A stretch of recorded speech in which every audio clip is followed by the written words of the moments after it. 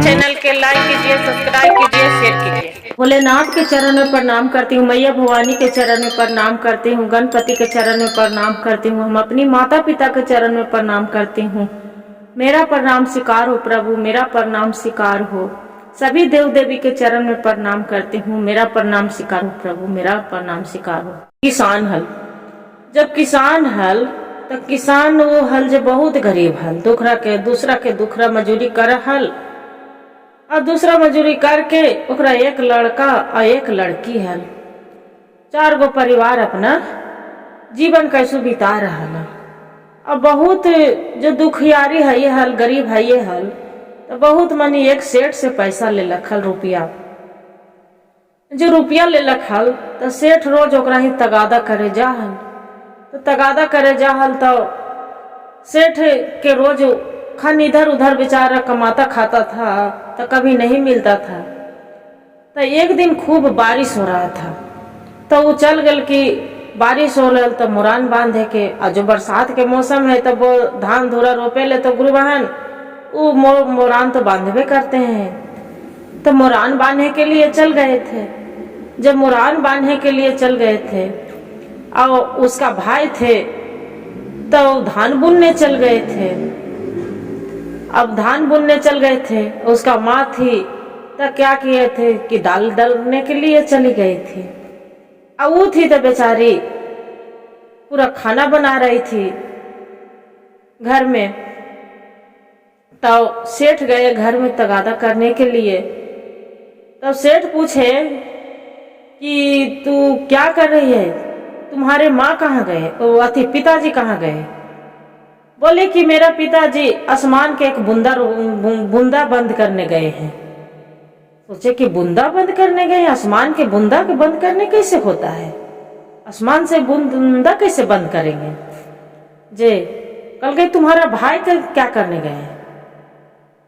तो बोले कि मेरा भाई 1 से 2 कर अथी 1 से ओकरा डबल करने गए हैं। बोले कि 1 से डबल कैसे करने गए हैं, ये क्या मतलब हुआ। बोले तुम्हारी माँ कहाँ गए हैं। तो बोले कि मेरी माँ 1 से 2 करने गए हैं। बोले तू क्या कर रही है। तो बोले कि पूरा हाड़ी भरल पूरा उकरा बरसा रहे हो, बना रहे हो। बोले कि हाड़ी भरल बना रहे हो। फिर मन में विचार थी सेठ कहलक कि एकर मतलब क्या है। लगती है कि ये लड़की बहुत पढ़ी थी, होशियार है, चतुर चालाक है। ये क्या चीज कैसे राज ओकरा सेठ के कोई समझ में नहीं आया कि क्या क्या ये बात है। बोले कि तू क्या भाषा बोली है, मेरा कुछ समझ में नहीं आया है। आसमान के बूंदा रोकने तो क्या चीज की तू बोल रहे हैं। बोले कि ये बात के आप आज नहीं, हम कल जवाब देंगे, जाइए कल आइएगा।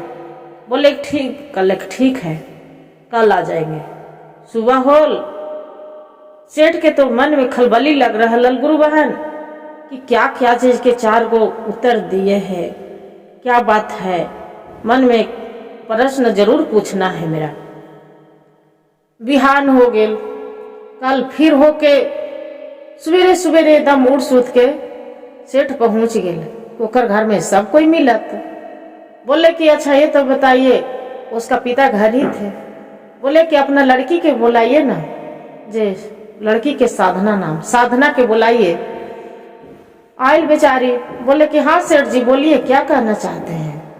बोले अच्छा ये तो बताओ, कल तू जो उत्तर दे रही थी उसका मेरा जवाब चाहिए। बोले कि देखिए आपको हम जवाब देंगे, बाकी एक मेरा शर्त है। बोले कि क्या शर्त है। कि मेरा शर्त है यह कि जो मेरा पिताजी कर्जा खाए हैं और लिए हैं भी, आप 1 रुपया नहीं देंगे तभी हम आपको जवाब देंगे, उसका जवाब देंगे, और न तो हम जवाब नहीं देंगे। बोले कि ठीक है, हम नहीं लेंगे, हम आपको पिताजी के पूरा माफ कर दिए कर्जा, 1 अठन्नी नहीं लेंगे। बोले कि मंजूर, सबको सामने मंजूर कर रहे हैं। तक कि हाँ सबको सामने हम मंजूर कर रहे हैं। अच्छा ये तो बताओ क्या बोले थे कि आसमान के बूंदा रोकने गए? बोले कि देखिए कल कितना बारिश हो रहा था, तेज बारिश हो रहा था ना, ताकि हाँ तब मेरे पिताजी धान जो आरी कुदारी करते हैं, खेत में पानी जमता है, तब उसका खाड़ मोड़ने गए थे, बांधने गए थे जे। तो एक से दो हुआ थी, आसमान के बूंदा हुआ ना कि उसका रोक रहे थे कि कन्हू पानी इधर उधर ना जाए, मुरान बांधे गए थे। अब बोले कि तो डबल क्या करने गए थे? बोले कि एक से डबल करने गए। तब मेरा भाई धान बुनने गए थे खेत में, तो जलमेगा तो जो धान उपजेगा तो वो डबले ना हुआ? बताइए, एक धान तो सड़ गया, बाकी कितना मनी धान हुआ, तो डबले न हुआ? बोले कि हाँ, दो बात से तो प्रश्न है। तो तू बोले कि माँ मेरी एक से दो करने गई, तो मेरी माँ चना दरने गई थी जाता में दाल, तो दाल फट के एक चना से दो दाल हो गया। उसका जो दाल रहता ऊपर पीस देंगे तो महीन हो जाएगा, कितना सला हो जाएगा बताइए? तो एक से दो हुआ ना? बोले कि हाँ। तो तू क्या करने? तू बोले कि हम एक से पूरा बरसा रही हूँ।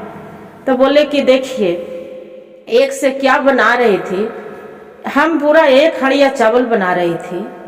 जब चावल बना रही थी तो हड़िया में एक ही चावल ने हम चाप के देख रहे थे कि मेरा भात चावल बना है कि नहीं बना है।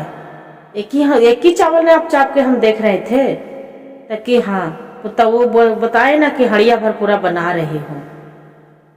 बोले कि हाँ, ये तो जवाब लड़की बहुत चतुर चालाक है।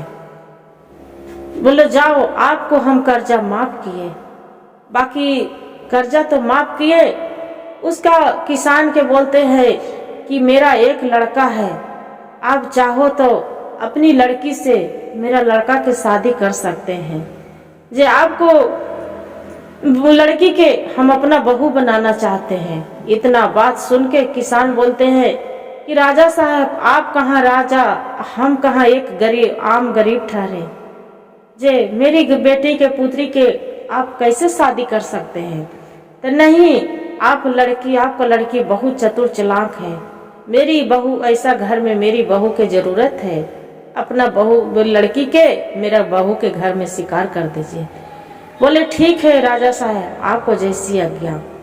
उसका क्या किए, इतना बात जो जखनी सुन लिए राजा साहब हाथ में पैसा उकरा लिए, तो 1000-2000 रुपया गुरु बहन कुछ नहीं होते हैं, चाहे कितनों भी कर्जा खेले रहो कुछ भी नहीं होते हैं। लड़की के बुला के वही नाम पर बोलते हैं कि जाओ बेटी, आपके एक पिताजी के एक अठन्नी ने हम लेंगे, बाकी जो बच रहा है आपको मेरी बहू के रूप में आपको हम स्वीकार करती हूँ। इतना करने के बाद लड़की सेठ के गोड़ लगे, चरण छू के, और उसके बाद में हफ्ते दिन के जहाँ एक दो रोज के जगह पर 21 दिन में सेठ उसका शादी विवाह करके अपना घर लेके चला गया। जो घर लेके चले गए, उसका लड़का देखे, बोले कि पिताजी ये लड़की कहाँ से लेके आ गए? तो बेटा एक किसान की लड़की है, बाकी ये नहीं सोचना कि एक गरीब घर की है, ये बहुत अमीरों से बढ़ की लड़की है, जे एकरा कोई चीज के कमी नहीं होना चाहिए, मेरी बहू है। बढ़िया से गुरु बहन ओकरा खुशी खुशी देखा भगवान भोलेनाथ के कृपा, क्यों भगवान भोलेनाथ के वो लड़की बहुत ध्यान लगाती थी, पूजा करती थी, इसीलिए उसका घर भर अच्छा मिल गया। इस कहानी से यही हमें सीख मिलता है कि आदमी के ज्ञान भी होना बहुत जरूरी होते हैं। गुरु भाई गुरु बहन, जो मेरा कहानी अच्छा लगे तो एक वीडियो के लाइक और सब्सक्राइब और शेयर जरूर करिएगा। एक से बढ़िया बढ़िया आपको कहानी नोटिफिकेशन में मिल जाएगा।